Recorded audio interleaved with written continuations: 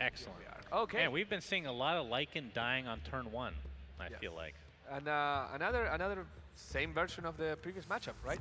I'll Yep. give my life for the rebellion. Green-black versus red-green. Which, all things considered equal, which deck do you like more in a game like this versus each other? So I slightly favor the red-green deck because besides this particular scenario, it is actually really tough for the green-black deck to start making money, and you need to get that first and second kill so that your paydays start getting into effect, so that your Ironfall Gold Mines start giving you just the thing that you need, the Reptile Convoys, and again, against beefy red heroes like Axe, Pugna, and Legion Commander, that is just, complicated. Yeah, I think the green-black is probably my personal favorite because I'm partial to the gold creation, but it doesn't have a great time dealing with creeps, and the red-green has 21, I believe. That's over half the deck is creeps.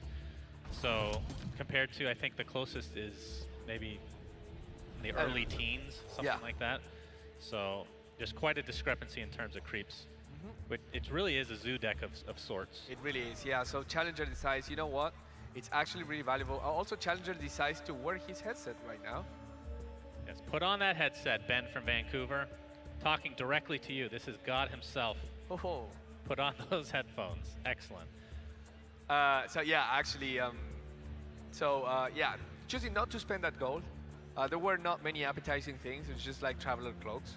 And he wants to save that for something more powerful, maybe getting that Apotheosis Blade later in the game, or just, going for a big Reptile Convoy later.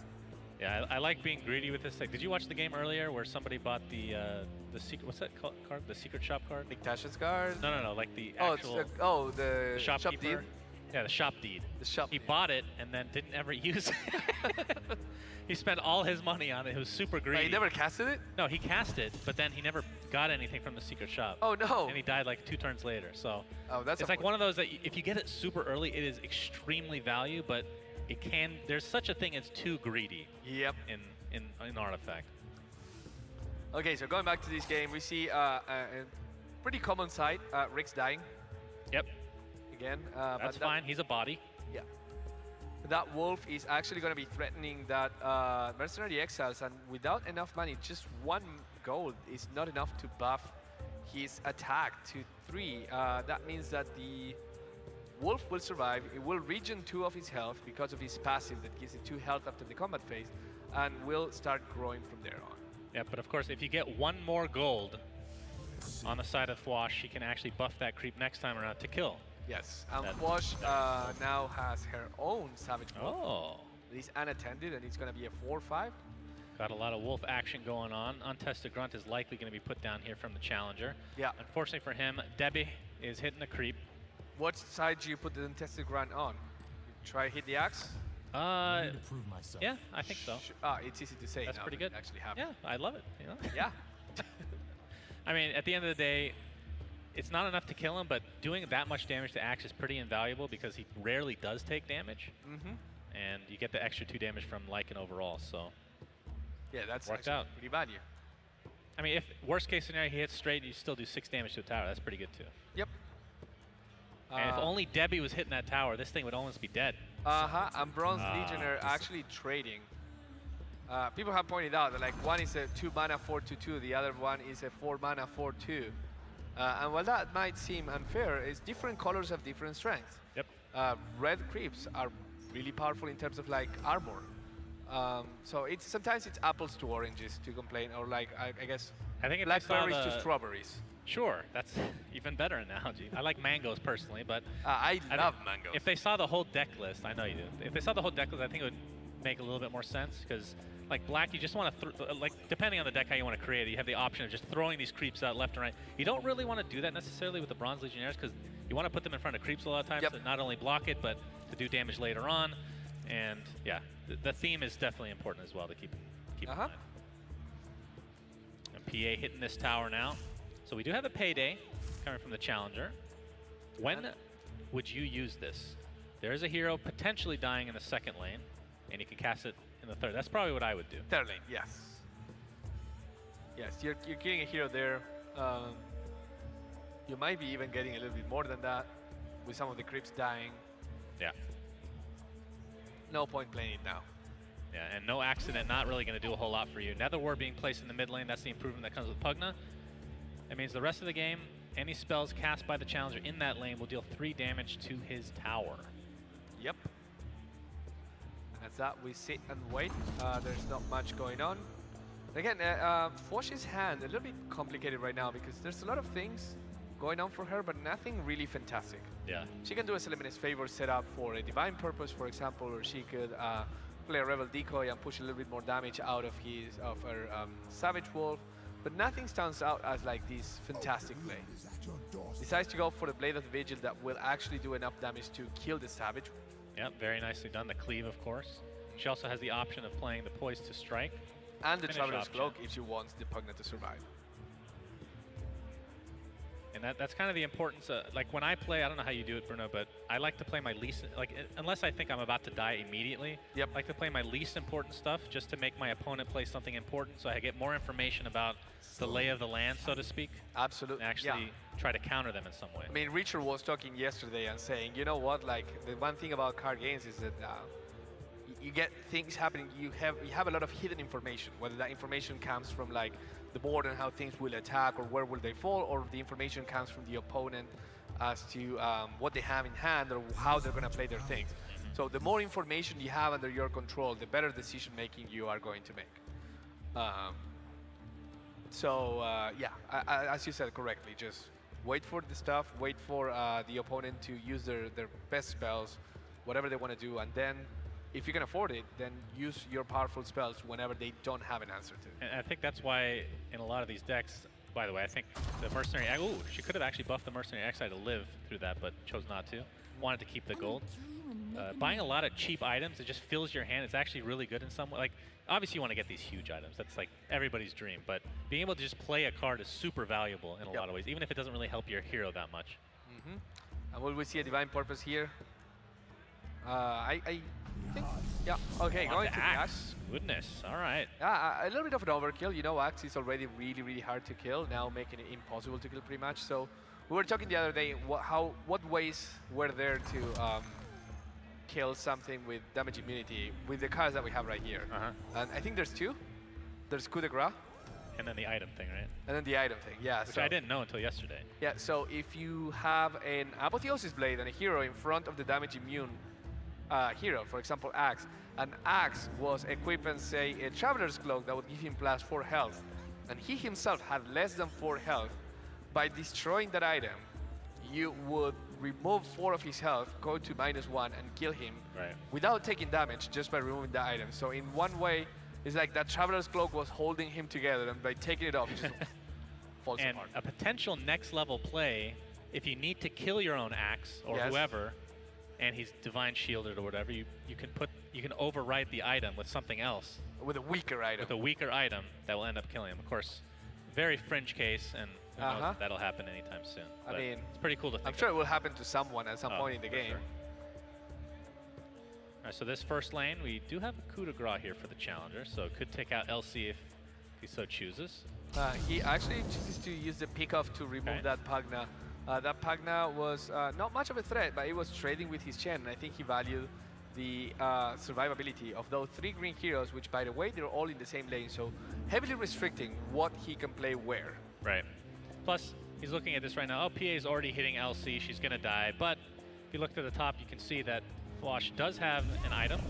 Chose not to use it, though, because she's going to die anyway. So Berserker's Call, easy way to just clear that entire lane, essentially.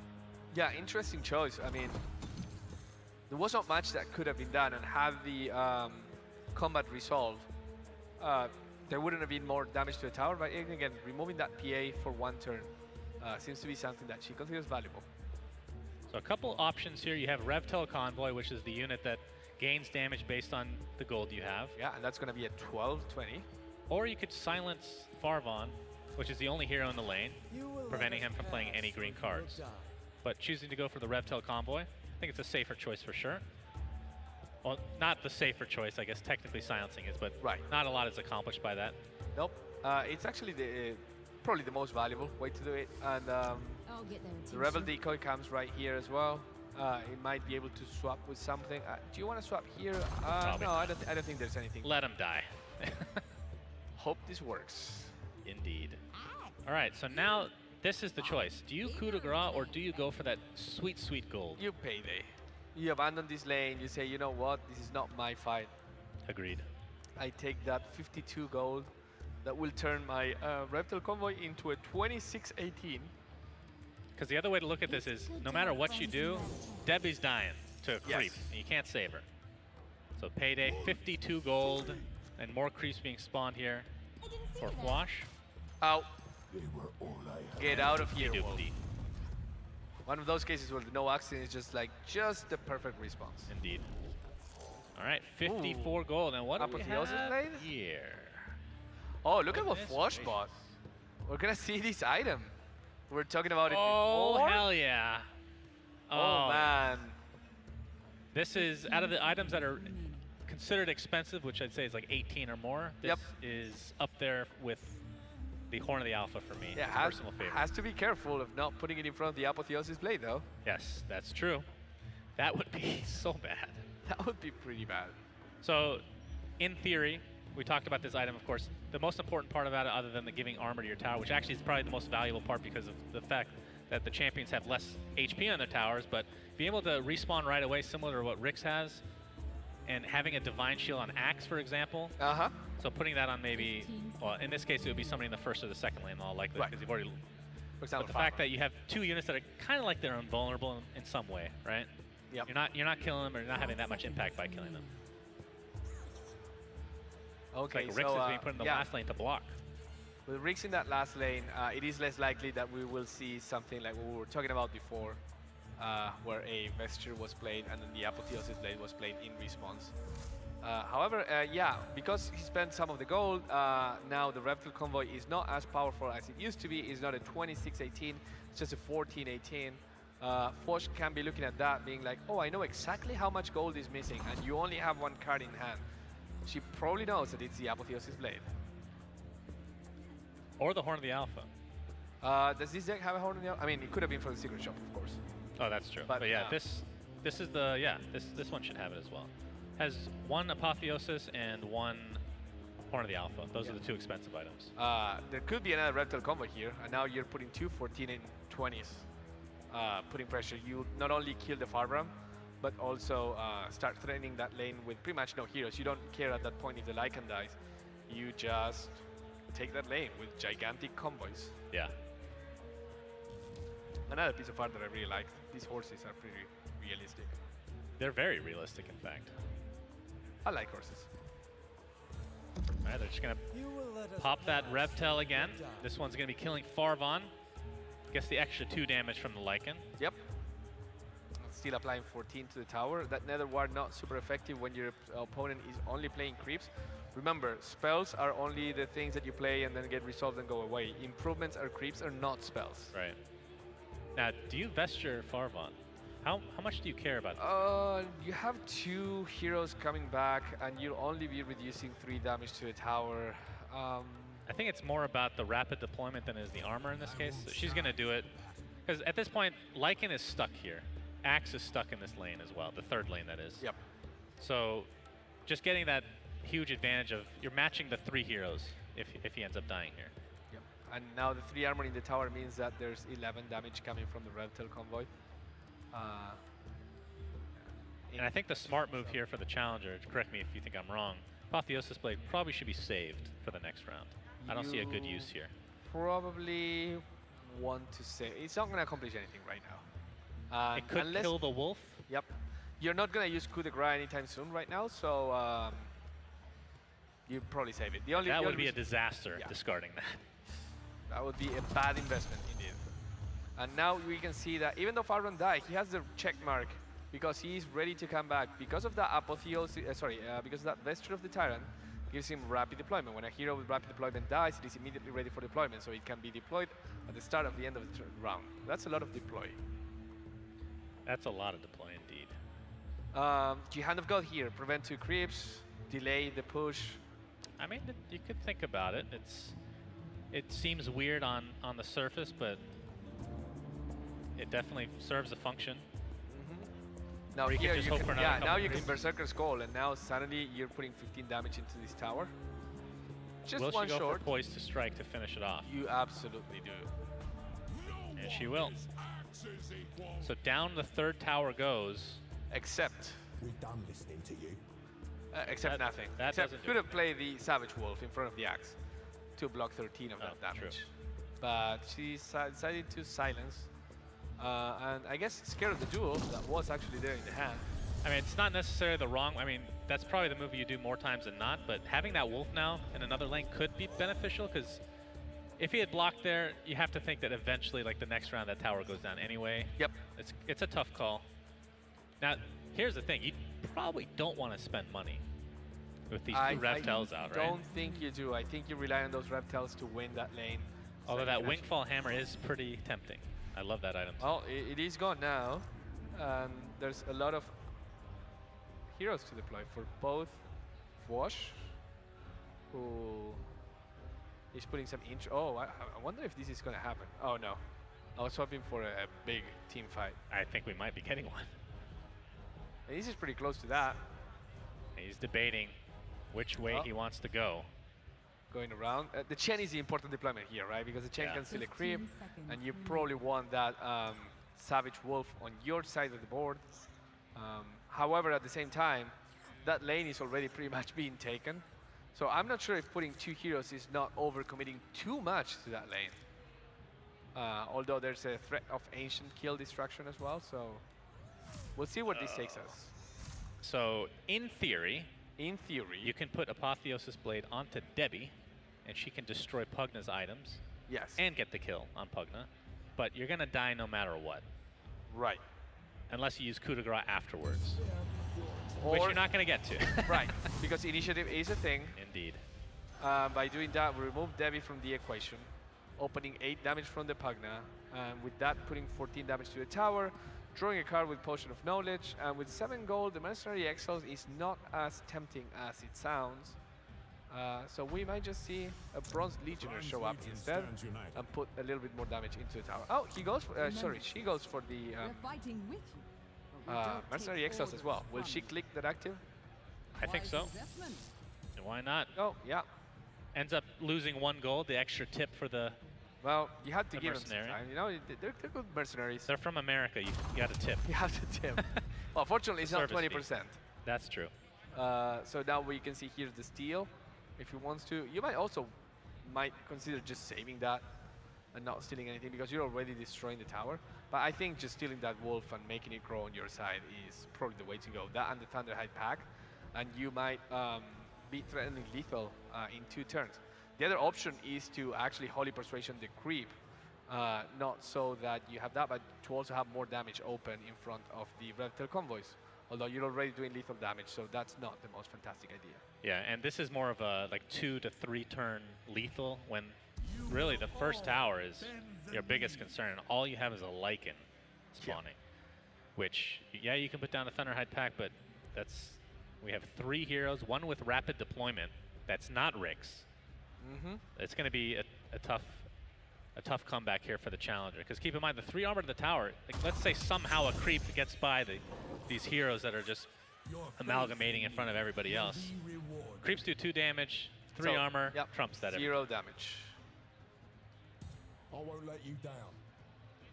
And Rix looks like, well, kind of wants him to die, so he'll have a second hero on the first lane, I suppose. The worst thing you can do is put Savage Wolf in front of Lycan right now. Yeah, that sounds like a mistake. You're giving that Savage Wolf for free. You're saving your rigs. That's an absolute disaster. And the throne is gone here. So, and you really don't think that Fwosh is going to be able to take this Ancient. The game will end up faster than that. So, leaving those 2 heroes stranded there, and there we see a little bit of the weakness of the Divine Purpose as well. And okay. Ooh. Unlucky on the draws for his items. He's buying them out, which is the correct move, but the Thunderhide, or the Horn of the Alpha. Horn of the Alpha. I keep saying Thunderhide pack, which is what comes out of it. It was basically at the bottom of the list. Yeah, so with Rix and Lycan coming back, we will need to see a lot of really good deployments. Oh my god, that's the worst. Yeah, that's not not good. Oh, that's not what you want to see. And we're not going to get to see the Apotheosis Blade actually destroy items either, which I think we've yet to see in the attacks so far. And what is there to do? There's the Savage Wolf that can prevent some damage, 8 damage in particular. That's going to take you to 21. And you can't do much. Well, you can Potion of Knowledge. Definitely Potion of Knowledge. Yeah. Of course, you have to worry about if there's a duel or something like that. Yep. Which they'll be able to kill Rix, but not. Actually, they can. No, they can't kill Lycan either. Yeah, if you're worried about duel, then the first thing that you need to do is you need to make sure that both your heroes are out of duel range. So the first thing that you will play is that Traveler Cloak will go here and not the Apotheosis blade. Well, he'll get a kill in the duel at least. Yeah, that is a trade-off. Okay, they gave him a freebie. There's a pass here. Okay, there's some concession. All right, game's over either way. GG, Fwosh wins. Yeah, Ben from Vancouver, well played. And Fwosh, congratulations. Yeah, we will be seeing some more challengers coming back soon to us, but that